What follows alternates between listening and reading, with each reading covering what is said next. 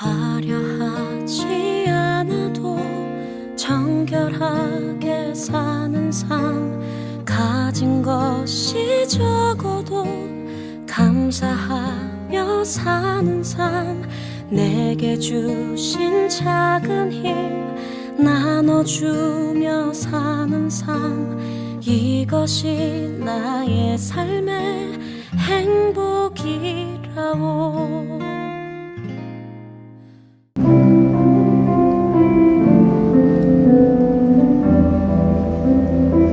할렐루야. 1월 30일 주일 예배에 함께 하시는 모든 여러분을 예수님의 이름으로 환영하고 축복합니다. 이 시간 함께 기도하고 예배 시작하도록 하겠습니다.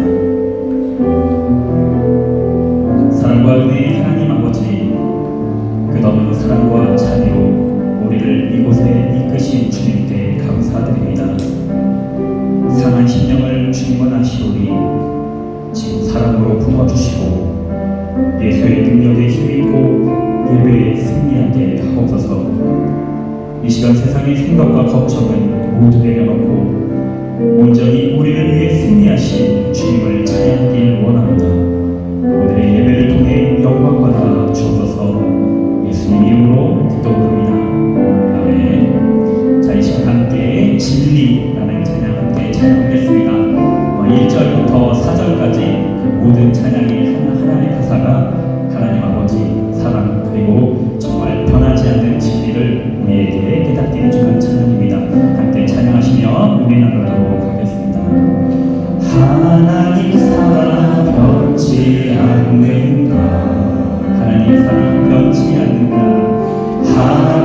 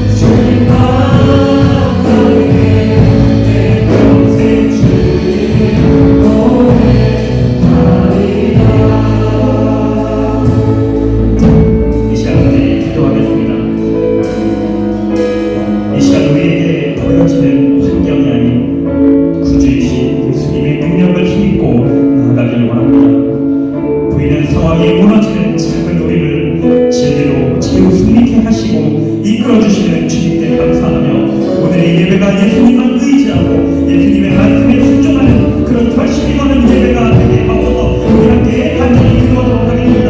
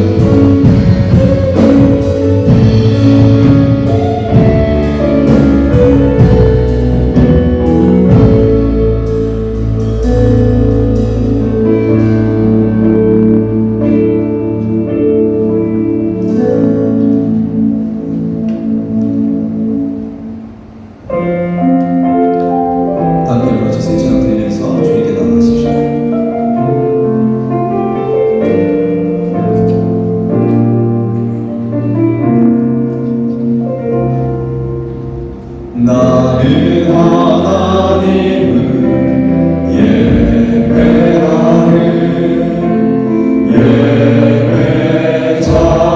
예배자입니다. 내가 서 있는 곳 어디서나 하나님을 예배합니다. 내 영혼 거룩한 은혜를 향하여 내 마음 완전한 하나님 향하여 이곳에서 바로 이 시간 하나님을 예배합니다. 나의 평생에 단 한 가지 소원 주의 아름다우신 보며 사랑 노래하는 것 나의 왕 되신 주님의 얼굴 구하며 그 사랑 안에 머물러 사랑 노래합니다.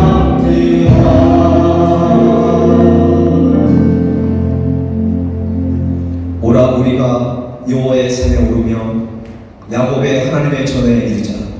그가 그 도로 우리에게 가르치실 것이라. 우리가 그 길로 행하리라.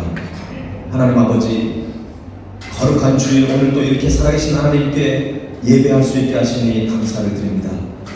오늘 예배가 가난한 영혼은 부욕해 되며 지친 영혼이 쉼을 얻으며 갇힌 영혼은 자유케 되는 성령의 역사하는 예배가 되게 하옵소서. 예수 그리스도 이름으로 기도하옵나이다. 아멘. 자리 앉으세요. 친구들.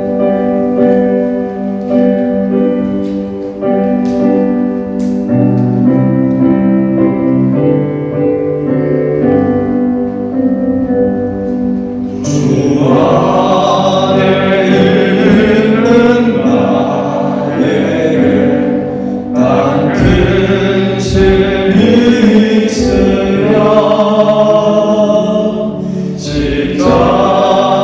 십자가를 때마다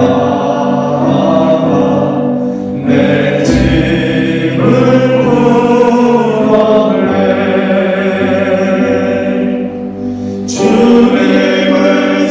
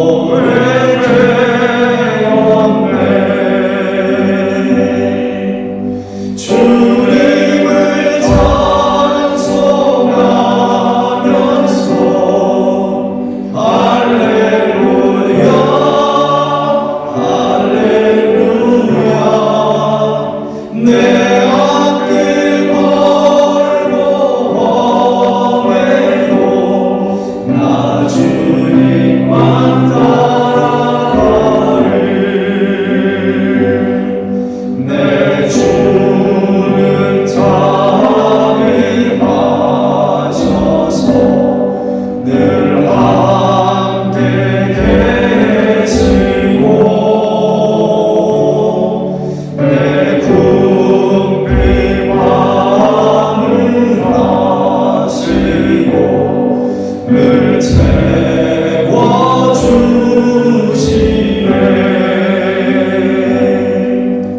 주님을 찬송하면서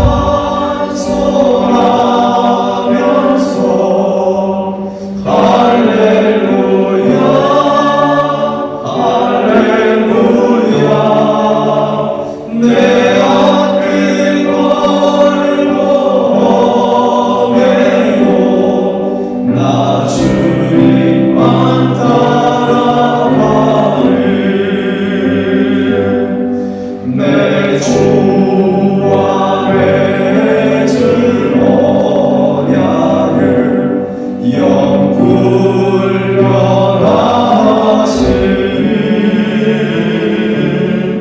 그 나라가기까지는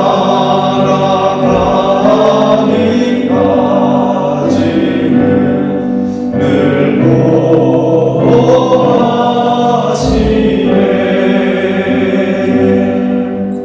주님을 찬송하면서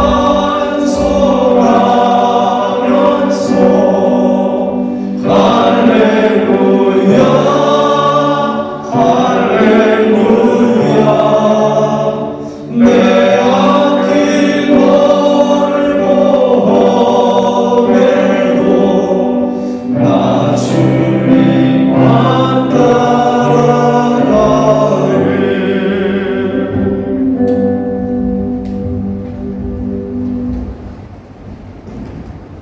사랑과 은혜가 풍성한 여호와 하나님 아버지, 한 주간 또 저희를 살피시고 돌봐주시니 이렇게 주님의 전에 모여 대면 예배를 드릴 수 있게 해주시는데 참으로 감사합니다.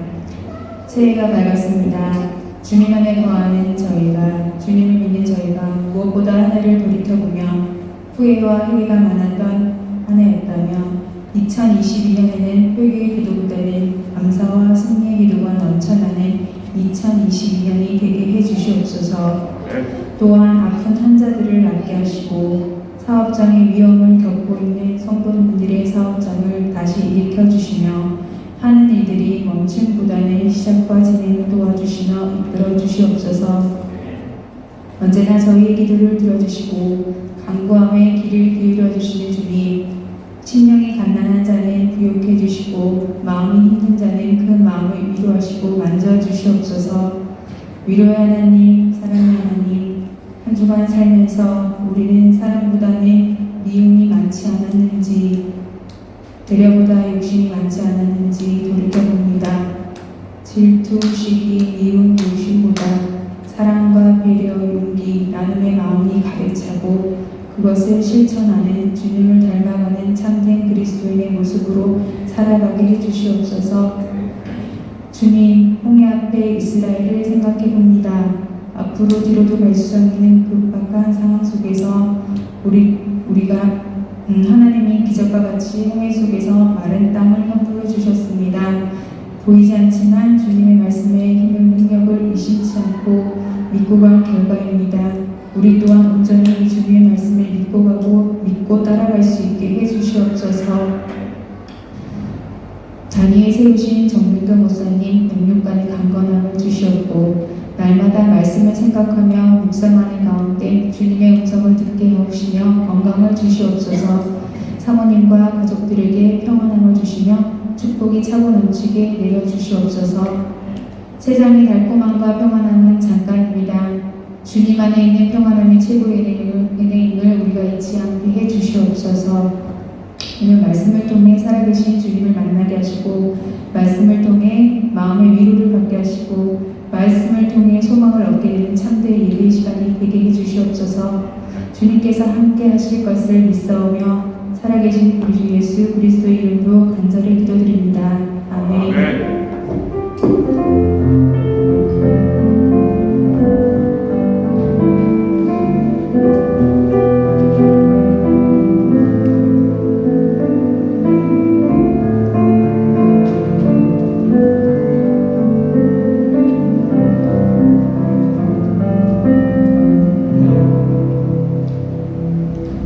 드린 예물을 하나님께 원하겠습니다.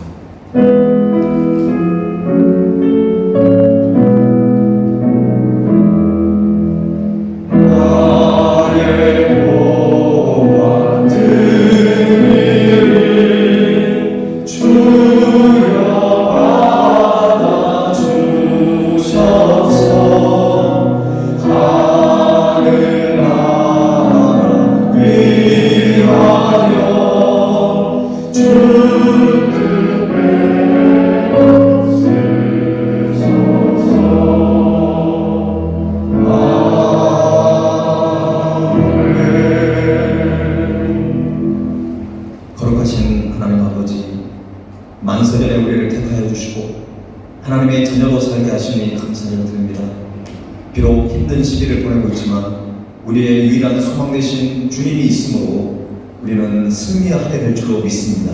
아멘. 우리가 먹든지 마시든지 무엇을 하든지 하나님의 영광을 위해 하게 하옵시고, 지난 한 주간 동안 우리의 말과 행동을 통해 주님의 마음을 아프게 들었던 죄를 용서하여 주옵소서.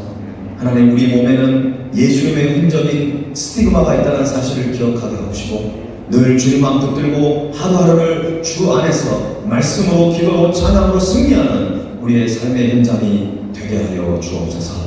오늘도 마음과 뜻과 정성을 다하여 주님께 귀한 예물을 구별하여 드립니다. 모든 물질이 하나님으로부터 왔다는 사실을 깨닫고 축복의 근원 되시는 주님을 의지하며 우리의 신앙의 고백을 담아드리는 시대의 일조와 모든 감사의 제목이 하나님의 은혜였음을, 하나님의 사랑의 증거였음을 깨달아 하나님께 감사의 예물을 드리는 손들이 있습니다. 더욱더 저들의 삶에 감사가 차고 넘치게 하여 주시고, 하나님 모든 행한 일을 통하여 하나님의 나라의 확장을 이루는 일에 쓰임받는 복된 그런 발걸음이 되게 하여 주옵소서. 이 땅, 이 민족을 생각하여 선교의 예물을 드립니다. 수많은 영혼들을 구원하는 일에 이 예물이 아름답게 쓰임받게 하여 주옵소서. 하나님, 이름도 없이 빛도 없이 주 앞에 헌신하고 수고하는 모든 손길들이 있습니다.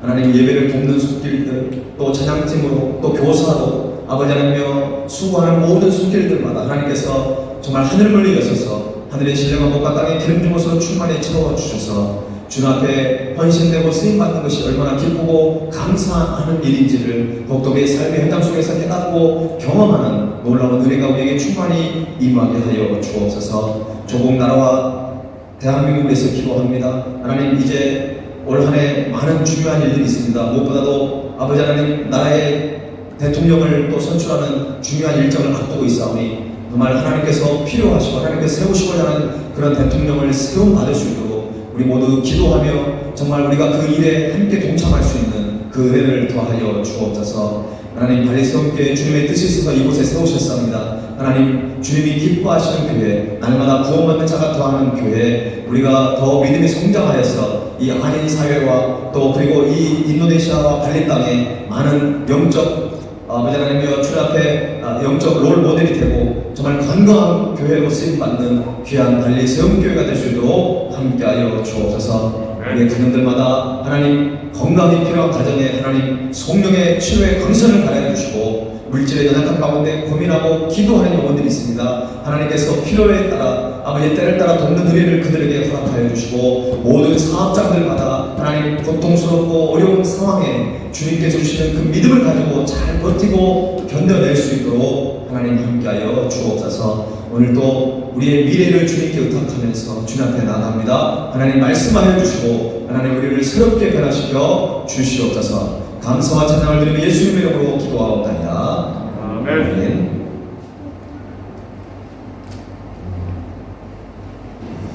네, 오늘 예배에 참여한 여러분들을 주님의 이름으로 환영합니다.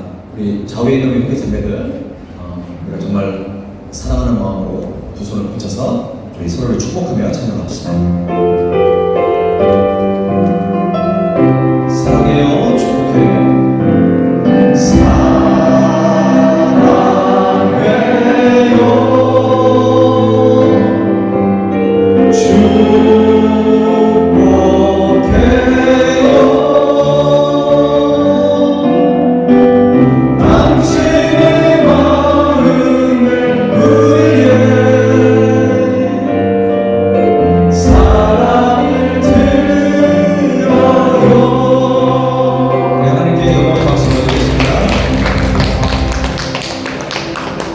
네, 교회 소식을 전해드리겠습니다. 2022년 교회 표를 지금 1월달 내내 주보에 올려드렸는데 여러분 꼭 잊지 말고 우리가 영적인 그런 선한 목적을 가지고 우리가 올 한 해 보냈으면 좋겠습니다. 참된 경건을 이루는 선, 참된 경건을 이루고 가시는 우리 모두가 됐으면 좋겠습니다. 이번 주 화요일은 민족 대명절인 설날입니다. 코로나 때문에 또 흩어져 있는 가족들도 있지만 우리가 그럼에도 불구하고 하나님께 감사 예배를 드리는 그런 가정들이 됐으면 좋겠습니다. 설날 감사 예배 순서지를 예배실 입구에 탁자에다가 비치를 해놓았습니다. 여러분 필요한 인원만큼 가져가시고요. 또 밴드에도 올려드릴 테니까 여러분 참고하셔서 그리고 올 한 해 우리가 참된 경건을 이루어야 되는데 그 중에 우리가 중요하게 다룰 것이 하나가 가정예배 회복입니다. 여러분 가정예배를 이렇게 지금 시작하신 분도 있는데 그것들이 변하지 않고 올 한 해 좀 가정예배를 드렸으면 좋겠다. 뭐 일주일에 뭐 매일 이렇게 드린다는 거 쉽지 않을 거예요. 뭐 일주일에 한 번이나 뭐 2주에 한 번. 우리는 너무 안 된다 그러면 한 달에 한 번이라도 여러분 짧게라도 여러분 가정예배를 좀 드리면서 회복했으면 좋겠습니다. 이번 기회에 이 설날 감사 예배를 드리면서 그렇게 여러분 시작하셔도 참 좋을 것 같습니다. 발리 세움 한글학교 개학식이 이번 주 토요일 날 있습니다. 어제 입시 설명회하고 그 정체성 특강을 했는데 교회 다니지 않는 성도들 가정도 그래도 많이 오셨어요. 너무 감사하고요. 이번 주에 이제 개학을 하게 되는데 여러분 자녀들 유치부부터 고등학생까지 다 가능합니다. 여러분 자녀들 보내주시고요.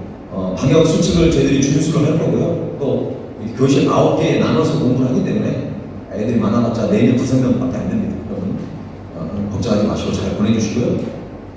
그리고 혹시나 이제 오미크론이 지금 많이 성장을 막 계속 증가를 하고 있는데 뭐 코로나도 힘든 상황이 되더라도 저희들이 온라인으로라도 계속 진행을 하려고 하니까 여러분 한글학교 여러분 꼭 보내주시면 좋겠습니다. 세움 공동체 모임 오늘 예배 후에 곧바로 이 자리에서 있겠습니다. 올 사회 계획이나 예산안에 대해서 함께 다루는데 여러분 끝나면 바로 이 자리에 남아주시면 좋겠습니다. 세움 공동체 모임이 끝난 뒤에 여전도 모임이 또 있습니다. 청소년부 모임이 이 자리에 있기 때문에 여전도 모임은 1층 아동부실에서 좀 가져주시면 좋을 것 같습니다. 차동호 형제와 매기 자매가 이제 한국으로 출국을 하게 됩니다. 이번 주 목요일 날 출국을 하게 되는데 잠시 두 사람 좀 앞으로 나와주면 좋겠습니다. 매기 그럼 것이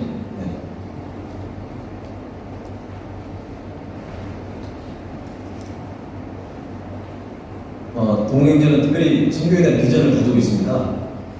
그러나 지금 코비드 때문에 너무나 힘든 상황 속에서 이제 한국을 또 맥이랑 아직 부모님도 처음 이제 어머님 계시는데 이번에 첫 만남이 될 것 같은데 한국 가서 좋은 만남과 또 추운 날씨잖아요. 맥이가 너무나 추운 날씨에 좀 걱정이 되는데 여러분 잘 적응할 수 있도록 기도해 주시고 또 잘 두 사람이 준비가 돼서 발리에 다시 오려고 하는 마음이 아주 강해요. 그래서 여러분 보이지 않는 곳에서 영상이라든가 또 음향 또 여러 가지 참 교육자가 없어가지고 제가 좀 힘들었는데 우리 동호 형제가 또 시간하다 고아원 사역도 늘 운전하고 다니면서 너무나 많은 도움을 많이 줬습니다. 여러분 이 두 사람을 여러분 축복해 주시고 기도해 주시면 좋겠습니다. 잠깐 제가 기도했습니다. 살아계신 하나님 두 사람을 이제 한국으로 보내게 되는데 하나님께서 동행해 주시고 가는 발걸음 하나님의 축복으로 인도해 주시고 앞으로 이 두 사람이 믿음의 가정을 잘 꾸려나갈 뿐만 아니라 이 가정에 자녀도 선물로 허락해 주셔서 정말 하나님의 복을 모든 자손들에게 물려줄 수 있는 그런 기독교 명문 가정을 이루어가는 복된 가정이 되게 하여 주옵소서. 이 두 사람에게 선교의 비전을 이미 허락하셨습니다.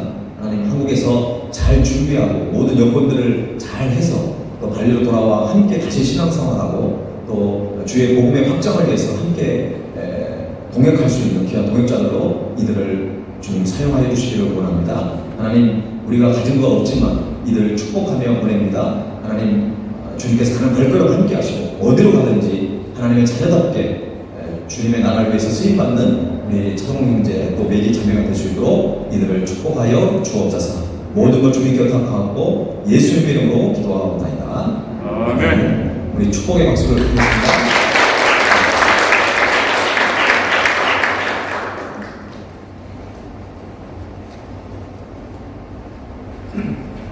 오늘 우리에게 주신 하나님 말씀은 야고보서 1장 12절에서 18절까지 말씀입니다.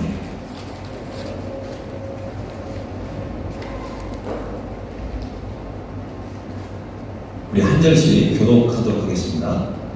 제가 먼저 읽겠습니다. 시험을 참는 자는 복이 있나니 이는 시련을 견디어낸 자가 주께서 자기를 사랑하는 자들에게 약속하신 생명의 멸관을 얻을 것이기 때문이라. 사람이 시험을 받을 때에 내가 하나님께 시험을 받는다 말지니 하나님은 나에게 시험을 받지도 아니하시고 친히 아무도 시험하지 아니하십니다. 오직 각 사람이 시험을 받는 것은 자기 욕심에 끌려 미혹됨이니 내가 작성한 듯 사망하리라. 내 사랑하는 형제들아 속지 말라. 누가 좋은 서라 괜찮은 손이 나로부터 그래야 내려오나니 그는 변함이 없으시고 괜찮은 인정이 없으시지라. 함께 읽겠습니다. 그가 그 피조물 중에 우리로 한 첫 열매가 되게 하시려고 자기의 뜻을 따라 진리의 말씀으로 우리를 낳으셨느니라. 아멘. 어떤 회사에서 신입사원을 뽑는 그런 시험이 있었습니다. 그런데 엉뚱하게도 새벽 4시까지 그 시험 장소에 오라는 것입니다.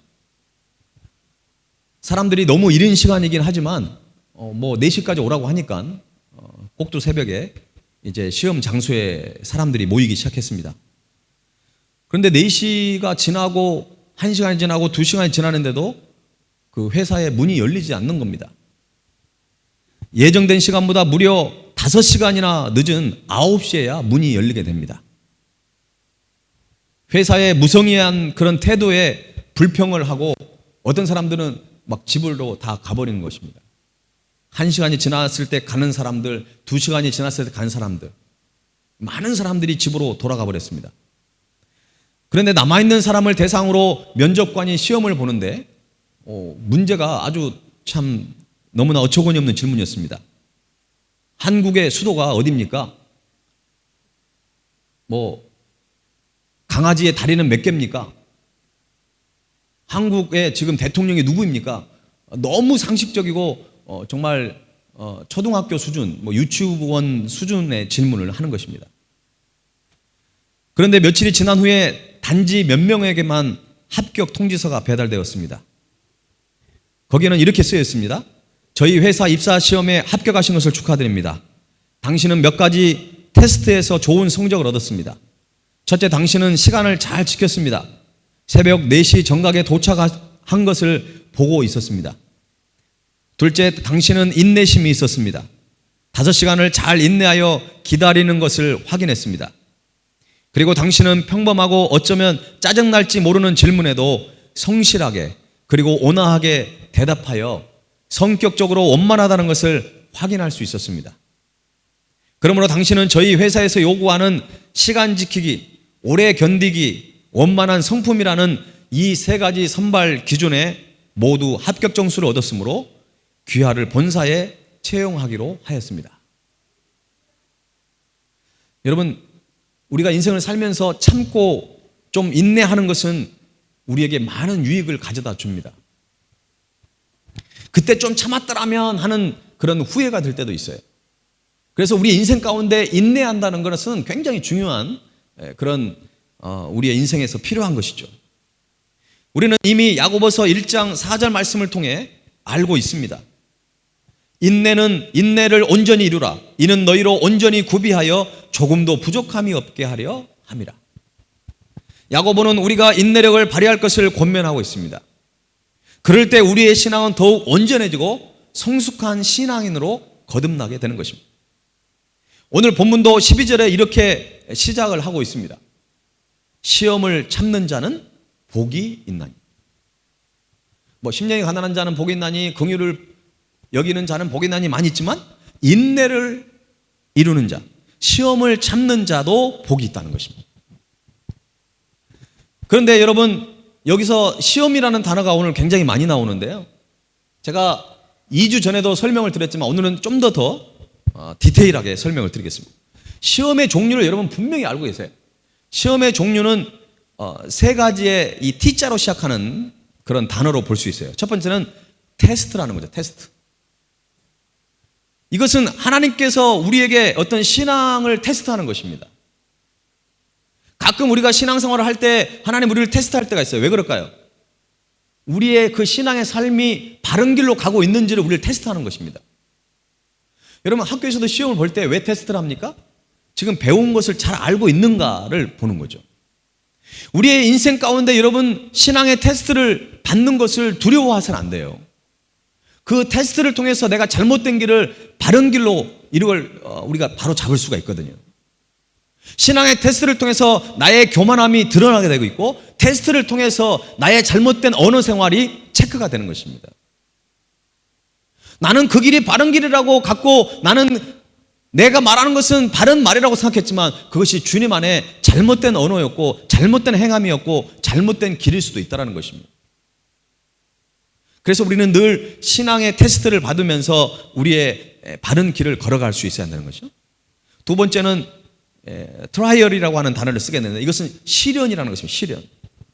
이것은 하나님께서 우리를 훈련하고 성장시키는 과정입니다. 여러분, 이 시련을 좋아하는 사람은 없어요. 그러나 이 시련을 통해서 우리는 많은 유익을 얻을 수 있다는 거죠. 오늘 본문은 이 시련에 대해서 주로 다루고 있습니다. 그리고 마지막 세 번째는 템프테이션이라고 하는 단어를 쓰게 되는데, 이것은 사탄이 우리에게 주는 유혹입니다. 유혹. 마귀가 우리에게 주는 시험입니다. 왜 마귀가 우리를 시험할까요? 우리로 하여금 죄를 지게 하는 것입니다. 특별히 마귀가 타겟으로 삼는 사람은 오히려 크리스찬들을 타겟으로 삼아요. 이미 예수님을 믿지 않고 예수님을 삶의 주인으로 모시지 않고 있는 사람들은 이미 마귀의 손아귀에 다 있어요. 근데 우리는 거기서 빠져나온 사람들이잖아요. 그렇기 때문에 우리를 계속 공격하고 우리를 유혹하는 것입니다. 본문 12절에 나오는 시험은 어떤 시험입니까? 우리가 좀 전에 이 12절 말씀을 읽었잖아요. 이거는, 이 시험은 트라이얼이라고 하는 단어를 사용하고 있어요. 그리고 13절과 14절에 나오는 시험이 많이 나오게 되는데, 여기에는 모두 다 템프테이션이라고 하는 단어, 그러니까 유혹이라는 단어로 해석을 해야 돼요. 그래서 제가 이렇게 고쳐봤어요. 자, 보세요. 자, 이렇게 읽을 수 있어요. 한번 읽어봅시다. 시작. 참는 자는 복이 있나니 이는 시련을 견뎌낸 자가 주께서 자기를 사랑하는 자들에게 약속하신 생명의 멸관을 얻을 것이기 때문이라.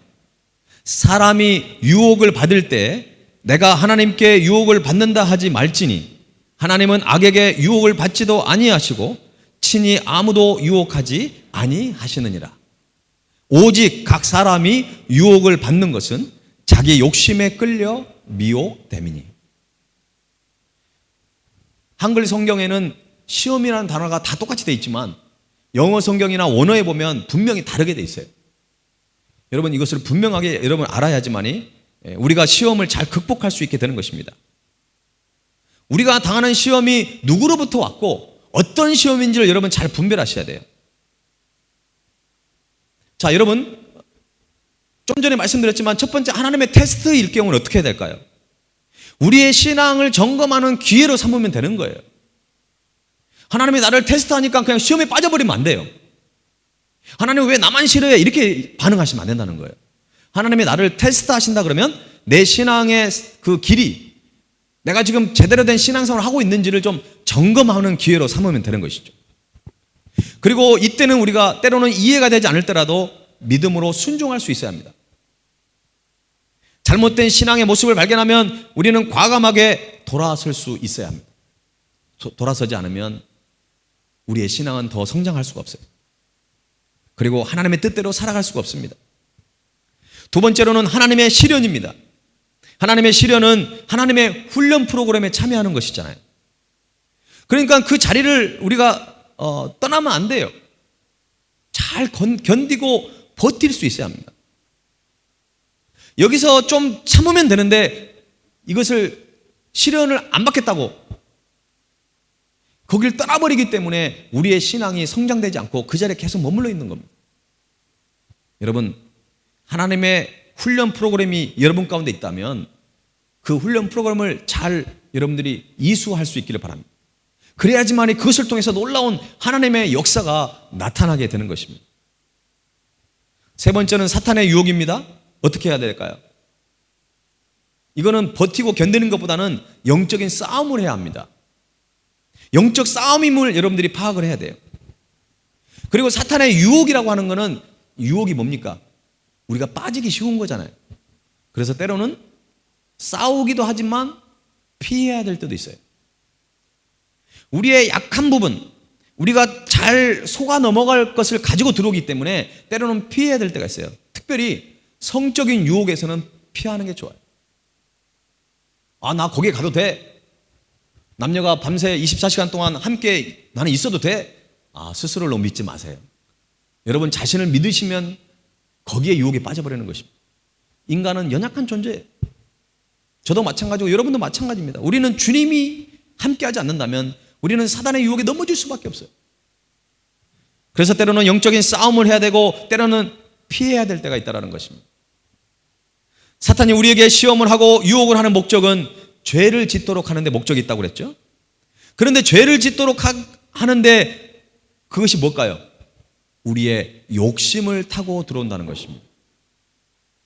여러분 이 세상을 살아가는 사람 중에 욕심이 없는 사람은 없어요.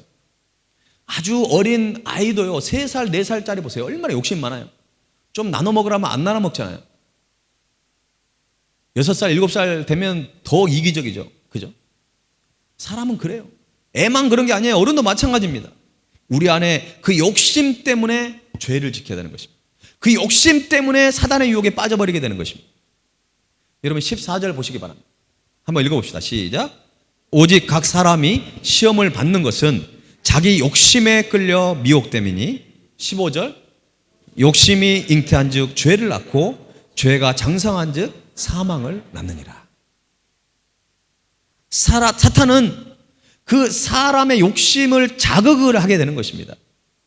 그걸 자꾸 건드리면서 너 하고 싶었잖아, 너가 원했잖아 하면서 그걸 유혹하면서 죄를 짓게 만드는 것입니다. 너 한 번쯤은 괜찮잖아. 이 한 번쯤이라는 걸 조심하셔야 돼요. 한 번, 2번 하다 보니까 이제 습관이 돼버리는 것이에요. 그 한 번을 우리는 조심해야 합니다. 결혼 30주년을 맞이한 60세 된 그 동갑내기 부부가 있었습니다. 결혼 기념일에 천사가 나타나가지고 소원 한 가지씩을 들어주겠다고 약속을 했어요. 아내가 먼저 말합니다. 그동안 워낙 가난하고 힘들어가지고 우리가 여행을 제대로 못했으니까 세계 여행을 할 수 있는 그런 것을 좀 도와달라고 그랬어요. 천사가 흔쾌히 그렇게 하겠다고 했습니다. 그래서 항공권과 여행 경비를 건네주었어요. 그런데 천사가 그 남편에게 물어봤어요. 당신은 뭘 원합니까? 남편은 아내의 눈치를 살살 살피면서 조용히 천사에게 말합니다. 나보다 30살 젊은 여자와 살았으면 좋겠어요. 야, 참. 그 말에 천사는 그동안 두 분이 열심히 살아서 이렇게 선물을 주려고 하는데 왜 이런 소원을 빌까라고 좀 의아했지만 그래도 안 들어줄 수 없으니까 소원을 들어주겠다고 얘기했습니다. 그러면서 남편을 향해 천사가 뭐라고 했습니다. 그랬더니 갑자기 그 앞에 예쁜 새댁이 나타난 것이 아니라 남편이 폭삭 늙어가지고 90살이 돼버린 거예요. 참 안타까운 상황이 벌어졌죠. 구체적으로 잘 구해야 되는데 이 남편이 참 지혜롭지 못해가지고 무조건 그냥 자기보다 30살 아래의 사람하고 산다고 하니까 이렇게 돼버렸는데, 여러분 분수를 모르는 사람의 욕심이 얼마나 허망한 것인지를 우리에게 깨닫게 해주는 이야기입니다. 청교도 신학자였던 존 오웬은 이렇게 말했어요. 한 사람이 어떤 사람인지, 그러니까 그 사람이 어떤 사람인지를 좀 알려고 하면 그 사람의 행동보다는 그 사람의 마음속에서 쏟아나는 어떤 욕구를 살피라는 것입니다. 저 사람은 저거에는 너무나 막 큰 욕구를 가지고 있어. 저 사람은 저거에 대한 욕심을 가지고 있어. 바로 그 사람의 정체성을 보여주고 있는 것입니다. 우리가 욕심을 내려놓는다고 한다면 많은 근심, 대부분의 염려는, 대부분의 불평과 원망은 사라지게 되는 것입니다. 여러분이 왜 지금 답답하고, 여러분이 왜 짜증이 나고, 왜 여러분이 지금 불평과 원망이 있습니까? 내 나름대로의 욕심이 있는 것입니다. 그 욕심을 조금이라도 내려놓으면 내 안에 평안함이 찾아오게 되는 것입니다. 욕심을 내려놓지 않으면 절대 감사는 나올 수 없어요, 여러분. 이 감사가 나오지 않는 이유는 결국 욕심 때문에 그런 것입니다. 야고보는 오늘 말씀에서 시련을 참는 자가 복이 있다고 그랬습니다. 우리가 믿음을 가지고 잘 인내를 했을 때 우리에게 찾아오는 복은 무엇일까요? 시련을 견뎌내는 사람이 받는 복, 첫 번째는 생명의 면류관을 받게 되는 것입니다. 우리 12절 말씀을 다시 한번 읽어봅시다. 시작. 시험을 찾는 자는 복이 있나니 이는 시련을 견뎌낸 자가 주께서 자기를 사랑하는 자들에게 약속하신 생명의 면류관을 얻을 것이기 때문이라. 성경에서 이런 생명의 면류관 그러면 좀 멀리만 느껴지잖아요. 그냥 나중에 죽어가지고 천국에 갔을 때 내가 생명의 면류관을 쓰겠다 이렇게만 생각해서는 안 돼요. 이거는 약간 비유적인 표현입니다. 여러분, 그 당시에 어떤 이 성경이 쓰여졌던 당시에 면류관은 어떤 사람이 쓰냐면 왕이 금면류관을 쓰거나 아니면 어떤 마라톤 선수가 경주에서 승리했을 때, 최종 승리를 했을 때 쓰는 월계관을 썼단 말이죠. 그러니까 여기서 생명의 면류관을 받겠다라고 하는 것은 뭐냐면 우리가 시련을 당했을 때 그것을 잘 견디고 인내하면 우리는 극복할 수 있다는 겁니다. 우리는 승리할 수 있겠다는 거죠. 그리고 그 뒤에 따라오는 놀라운 하나님의 선물이 거기에 감춰져 있다고 하는 그런 메시지라는 것입니다. 다시 이 말씀을 정리해 보면, 근데 특별히 12절 말씀에 여러분 중요한 말씀이 있어요. 자기를 사랑하는 자들에게 라는 말씀이 있어요. 그죠? 자기를 사랑하는 자들에게. 왜 이 말씀이 있을까요? 하나님께서 아무에게나 생명의 면류관을 약속해 주신 게 아니라는 것입니다. 하나님을 사랑하는 사람들에게, 하나님을 사랑하는 사람들에게 이 약속을 해 주셨다는 것입니다. 저는 야고보서를 자주 예전에 읽었지만 이번에 이 말씀이 너무나 저에게 은혜가 됐어요. 우리는 지금 막 어떻게 막 버티고 막 참으려고 하고 막 이런 게 있잖아요. 지금 우리가 시험이라고 하는 것들에 대한 우리가 되게 민감해요 지금. 그런데 우리가 여기서 정말 필요로 하는 단어는 바로 이거였어요. 자기를 사랑하는 자들에게, 하나님을 사랑하는 자들. 여러분, 하나님에 의하여 받는 시련은 하나님을 사랑하기 때문에 그 시련을 견디어내야 한다는 것입니다. 그냥 내 자신만을 위해서 막 견디어내는 것보다는 하나님을 사랑하기 때문에. 저는 여러분들이 하나님을 뜨겁게 사랑할 수 있기를 위해서 제가 기도하고 있습니다. 저는 여러분들이 막 종교적으로만, 형식적으로만, 눈에 보이는 것만 여러분들이 열심히 하는 그런 성도가 되기를 원치 않습니다. 거기에는 자유함이 없어요. 하나님을 뜨겁게 사랑하는 사람은 주일을 지키지 말라고 그래도 주일이 기다려지는 거예요.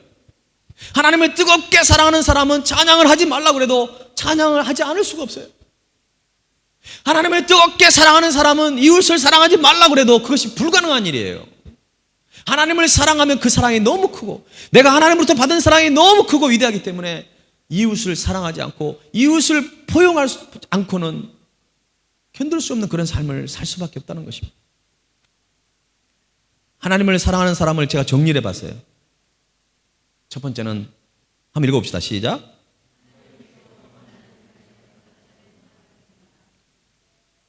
하나님께서 원하는 삶을 살기 위해서는 하나님을 사랑해야 돼요. 성경에 나와 있기 때문에 문자적으로만 이렇게 살아야 된다? 그거 아니에요. 하나님을 사랑하는 자만이 하나님이 원하는 삶을 살 수 있어요. 왜 그럴까요? 하나님을 사랑하는 사람은 하나님의 마음을 알고 있거든요. 우리 남편들 아내 사랑합니까? 그러면 아내 마음을 알아줘야 되죠. 우리 아내들이 남편을 사랑합니까? 그러면 남편의 마음을 알아줘야 되죠. 우리 자녀들 부모님 사랑합니까? 그럼 부모님 마음을 알아야 되잖아요. 그러면 부모님이 원하는 삶을 살 수 있고, 자녀는 또 부모님은 또 자녀를 봤을 때 부끄럼 없는 인생을 살아갈 수가 있는 거죠. 두 번째는 읽어봅시다. 시작. 하나님의 기쁨이 되는 삶을 살기 위해 노력하는 사람입니다. 우리가 완벽하게 하나님의 기쁨이 되는 삶을 살아낼 수 없어요. 저도 마찬가지예요. 그러나 그걸 위해서 부단히 노력하는 것입니다. 애를 쓰는 것입니다. 다른 사람들을 의식해가지고 그 사람의 마음을 기쁘게 해드리는 그런 데 시간과 에너지를 너무 쏟지 마세요, 여러분. 하나님을 기쁘시게 하면 다른 사람들은 다 포용이 되는 거예요. 그런데 사람만 의식하고 살아가면 어느 순간에 하나님을 기쁘시게 하는 신앙생활이 아니라 사람 앞에 보이려고 하는 신앙생활을 하게 되는 것입니다. 우리 아까 집사님 은혜롭게 기도 잘 해주셨는데 이 기도도 마찬가지잖아요. 사람들 들으라고 하는 기도가 아니에요. 이 말씀 제가 설교를 준비할 때 우리 성도들이 그냥 성도들을 생각만 해서 하는 게 아니라 제가 하고 싶은 얘기를 설교 시간에 하는 얘기가 아니라 하나님께서 우리 성도들을 향한 그 메시지를 제가 전달을 해야 되지 않습니까? 하나님의 기쁨이 되는 삶을 살기 위해 노력하는 사람, 그것이 정말 하나님을 사랑하는 사람입니다. 하나만 더 할게요. 같이 읽어봅시다. 시작. 자신의 욕심을 채우고 자신을 나타내는 일보다는 하나님의 영광을 위해서 살아가는 사람입니다. 여러분이 건강한 신앙을 가지고 있다고 한다면 여러분을 나타내는 일에 뭔가를 관심을 가지고 그것 때문에 여러분이 목숨을 걸고 그것 때문에 뭔가를 애쓰고 욕심을 갖는다면 그것은 하나님의 마음을 아프게 해드리는 것이에요. 제가 목회를 하는데 제 자신을 나타내고 이것을 통해서 뭔가를 인간적인 자아를 실현하고 제 개인적인 꿈을 실현하려고 한다면 그것은 아주 이기적이고 욕심 있는 거죠. 교회의 머리는 오직 예수 그리스도이십니다. 내 욕심을 채우고 자신을 나타내는 그 모든 것은 사탄의 유혹인 줄로 믿습니다.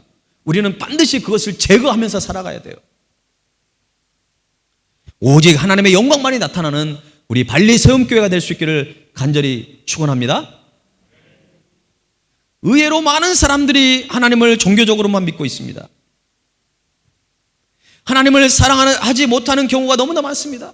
그냥 로봇처럼 하나님을 따를 줄만 알 뿐 하나님을 진실로 사랑하거나 하나님에 대한 사모하는 마음을 갖지 못합니다. 여러분 주일 아침 왔을 때 자리에 앉았을 때 어떤 생각하십니까?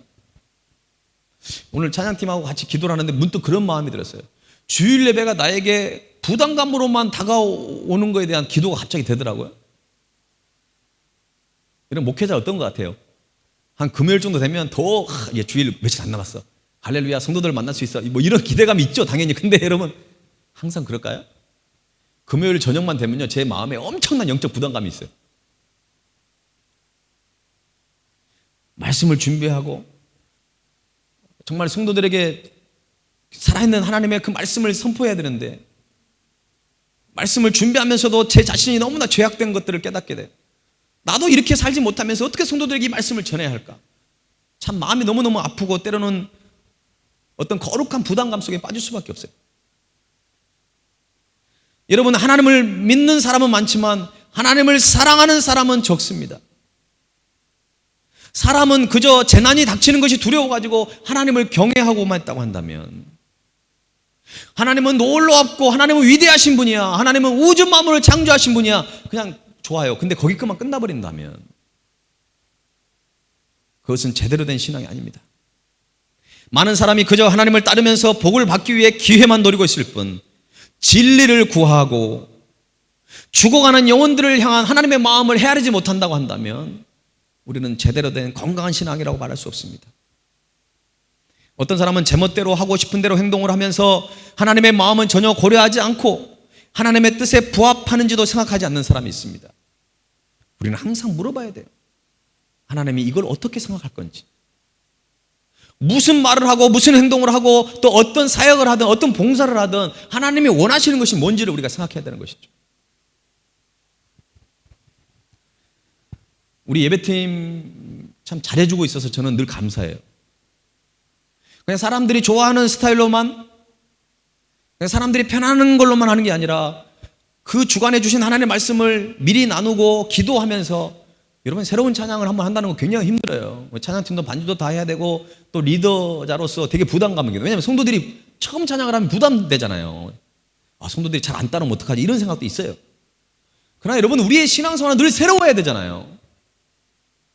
제가 지난주에 했던 설교를 1년 내내 한다고 생각해 보세요. 여러분은 아니 그런 목사가 다 있어 아마 교회 안 올 수도 있어요. 여러분 그런데 여러분이 새로운 찬양에 대한 갈급함, 하나님을 사랑하는 마음, 늘 새로운 마음을 가질 수 있도록 우리는 해야 한다는 것입니다. 여러분 결혼한 지 제가 이제 25년 됐는데 25년 전에 내가 자기를 사랑하는 그 사랑 알지? 이렇게 하면 알아듣습니까? 아니잖아요. 늘 새롭게 사랑을 고백해야 되고 늘 새로운 자세를 가지고 우리가 아내나 남편과 가족을 대해야 하는 것입니다. 하나님을 여러분 사랑하십니까? 그 사랑의 마음을 가지셔야 될 것 같아요. 그러면 우리가 하나님의 사랑을 하나님을 온전히 사랑하려면 어떻게 해야 할까요? 가장 중요한 것은요, 하나님의 크신 사랑을 직접 체험해야 합니다. 다른 사람을 통해서 전해 듣는 것이 아니라 내가 정말 나를 정말 죽기까지 사랑하셨던, 아니 지금도 사랑하시고 앞으로도 사랑하실 그 하나님의 사랑을 내 삶 속에서 좀 경험해야 한다는 것입니다. 여러분이 부모님으로부터, 선조로부터, 믿음의 신앙의 선조들로부터 물려받아야 될 신앙은 바로 그 사람, 그 신앙이에요. 주의를 열심히 지켰다, 11조를 드렸다, 목회자를 잘 섬겨야 되겠다, 좀 그런 거 좀 놓쳐도 돼요. 그러나 하나님을 사랑하는 것만큼은 놓치지 마세요. 본질을 잃어버리지 마세요. 여러분이 부모님의 세대, 여러분 할아버지 할머니 세대가 뭘 추구했는지, 하나님을 사랑하기 때문에 주의를 지킬 수밖에 없고, 하나님을 사랑할 수밖에 없었어요.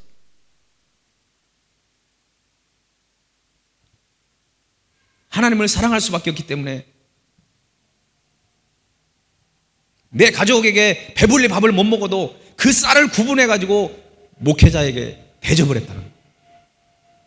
저는 목회자 대접하는 거 얘기 잘 안 하죠. 오히려 그걸 저는 많이 무시하는데, 저는 요즘에 그런 생각을 해요. 저를 여러분 대접 안 해도 돼요. 그러나 다른 성도들이나 다른 믿지 않는 사람들을 대하는 태도도 섬기지 않고 사랑하지 않는다고 한다면 그거는 문제 있는 거잖아요. 우리는 사랑받기 위해 태어난 사람이기도 하지만 사랑하기 위해 태어난 사람. 우리는 섬김을 받는 것도 중요하지만 섬김을 하는 것은 더 중요해요. 신앙의 선배들의 그 모습을 닮아갔으면 좋겠어요. 저는 그래서 이 찬양을 지금 저랑 여러분 함께 좀 했으면 좋겠어요.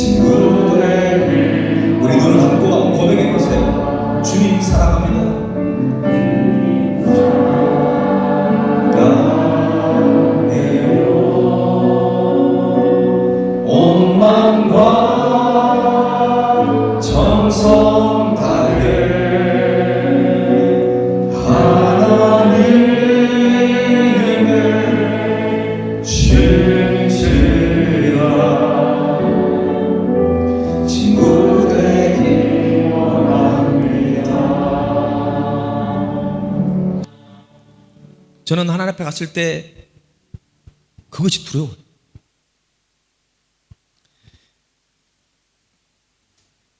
여러분이 열심히 하나님을 사랑하다가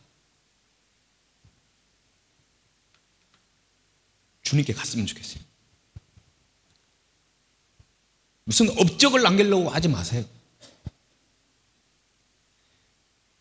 뭐 여러분 자녀 명문 대학에 들어가고 대기업에 취직을 하고 넓은 집 고급 승용차를 타면서 살아가는 걸 꿈을 꾸고 있습니까? 꿈을 꿀 수 있습니다. 그러나 그들이 하나님을 사랑하다가 그렇게 행복하게 사는 것이 우리의 가장 중요한 기도의 제목이 되어야 될 줄로 믿습니다.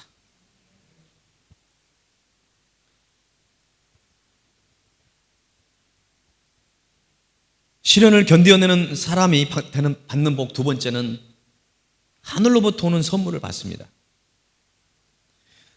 17절 말씀을 한번 읽어주시기 바랍니다. 시작.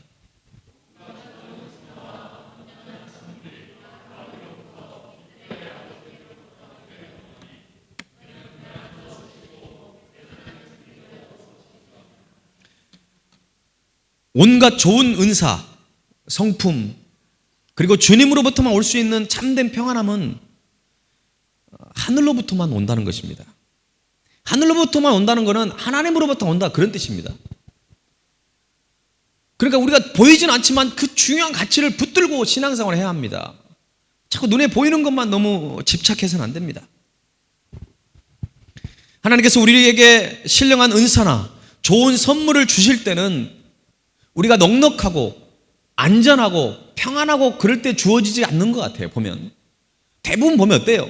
내가 정말 어려울 때, 힘들 때, 때로는 어떤 시련을 겪고 있을 때 하나님 우리에게 좋은 선물들을 주시는 것 같아요. 여러분 한번 신앙생활 살아오는 삶을 한번 되돌아보세요. 역사상 위대한 업적을 남긴 사람들은 보통 극한의 고통을 만났을 때 그들의 삶의 풍성함을 경험을 했습니다. 여러분이 잘 아시는 존 버년이라는 사람은 그 얼음장 같은 감옥 속에서 철로 욕정을 집필을 했습니다. 파스텔은 반신불수 상태에서 질병에 대한 면역체를 연구를 하게 된 것이죠.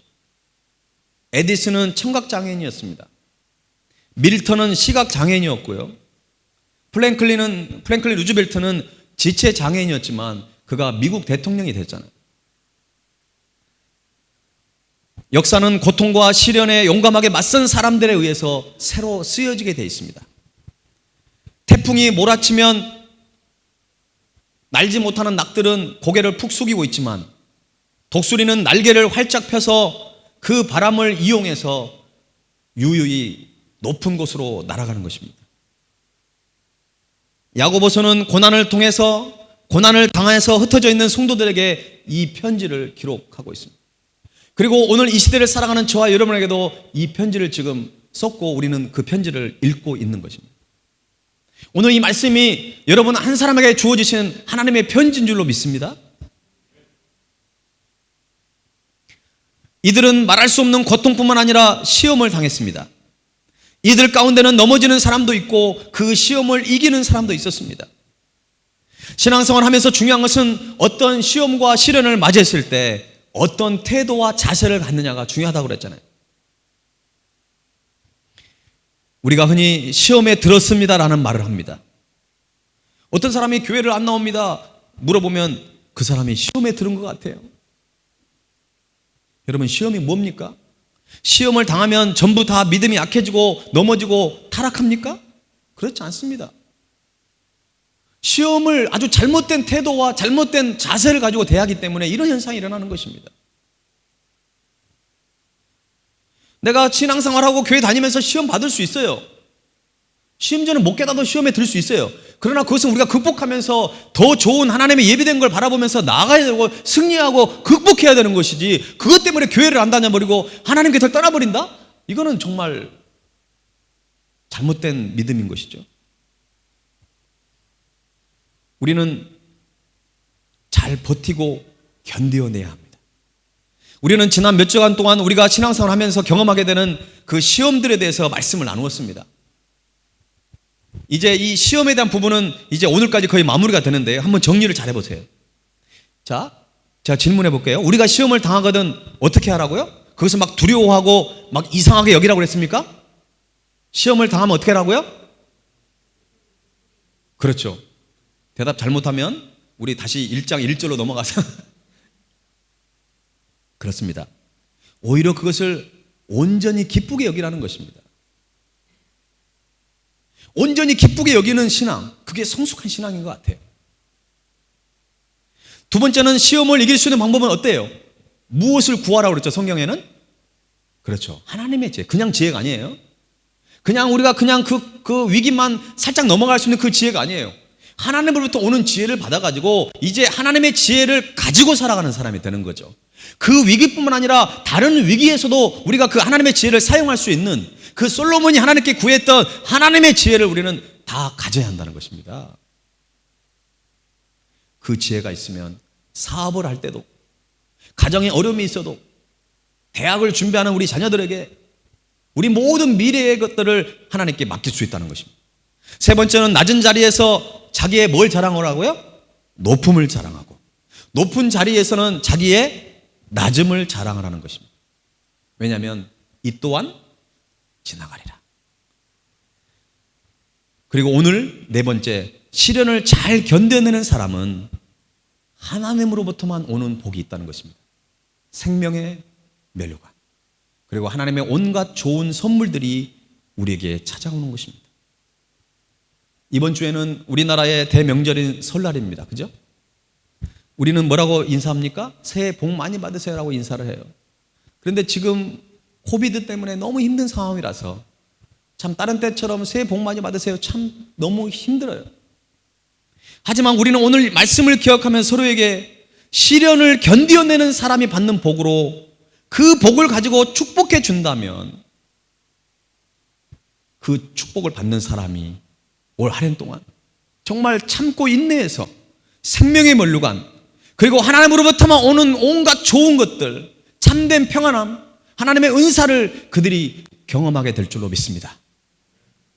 그래서 우리가 새해 복 많이 받으세요, 거기에는 우리는 우리들만의 시험을 잘 견디고 인내하는 그 복을 당신이 받기를 원합니다.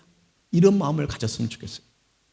혹시나 가족이 떨어져 있는 여러분들, 그리고 지금 한국이나 해외에 여러분 자녀들이나 부모님이나 형제가 있다고 한다면 오늘 이 메시지를 한번 나눠도 좋을 것 같아요.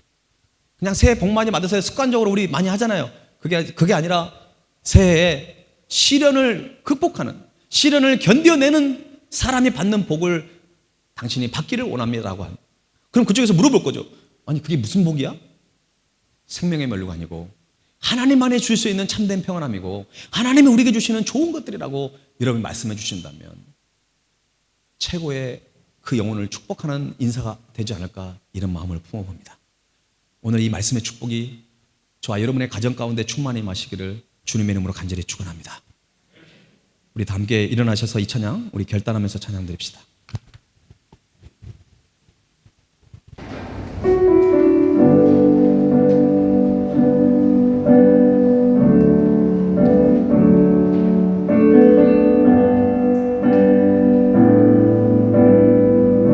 은혜 아니면 살아갈 수 없네. 은혜 아니면 살아갈 수가 없네. 고운 마음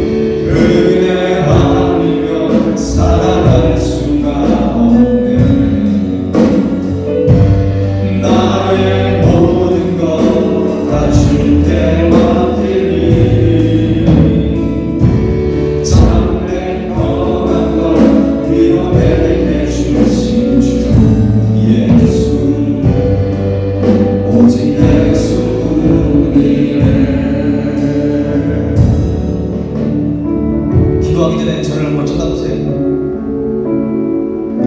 우리 발리 세움교회 여러분 아이들의 모습을 여러분 보고 계신가요?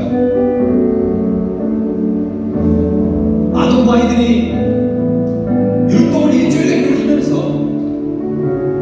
그 예배자 앞에서 아이들 앞에서 율동을 하면서 찬양을 하고 있어요. 저는 청소년들을 지도하면서 이 아이들에게 많이 도전을 받고 배웁니다. 우리 아이들이 저에게 그런 고백을 해요. 이 찬양이 이렇게 나에게 다가오고 하나님의 말씀이 나의 인생에 너무나 중요하다는 것을 알게 되는 거예요. 그래서 아이들이 이런 얘기를 합니다. 목사님, 다른 친구들도 이런 마음을 가졌으면 좋겠어요.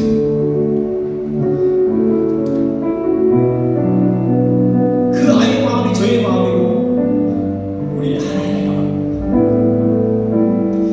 여러분, 시련 잘 견딜 수 있나요? 없어요. 여러분이 아시는 것처럼 저도 참 약한 사람이에요. 부족한 사람이에요. 그래서 우리 은혜가 필요합니다.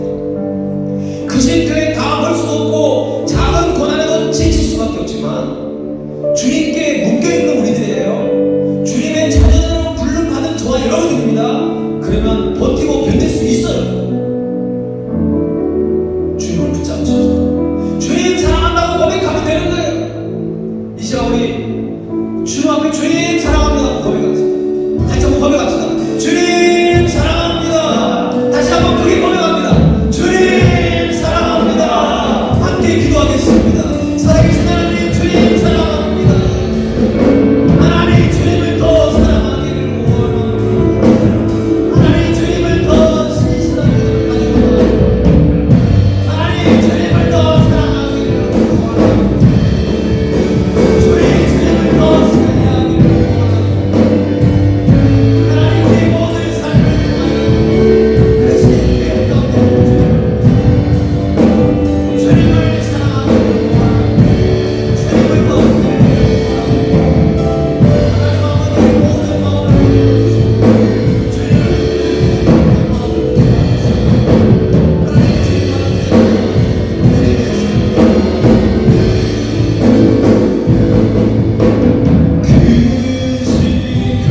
주님을 다볼 수도 없고 작은 고난에 지쳐도 주께를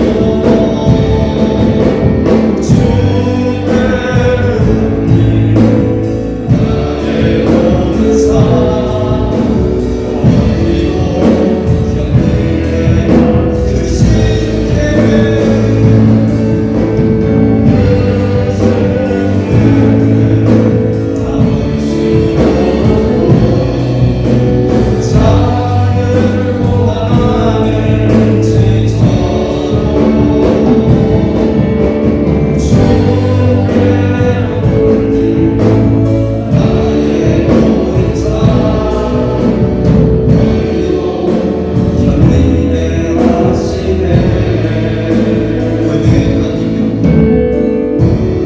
은혜 아니면 살아갈 수가 없네.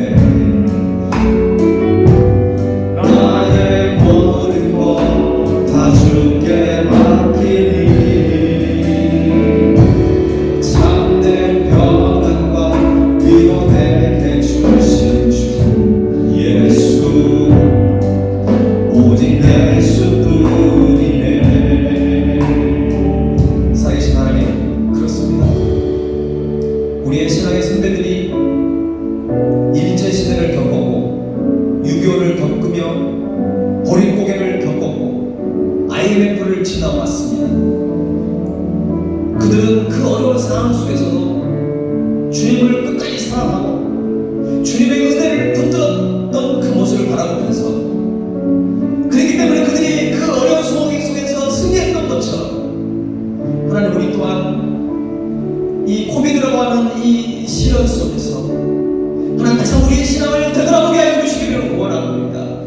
우리의 교만하고 남태하고 게으르던 모든 어리석은 것들은 나사렛 예수의 이름으로 떠나게 하시고 주님을 향한 우리의 사랑이 우리의 신앙이 회복되게 하여 주시옵소서.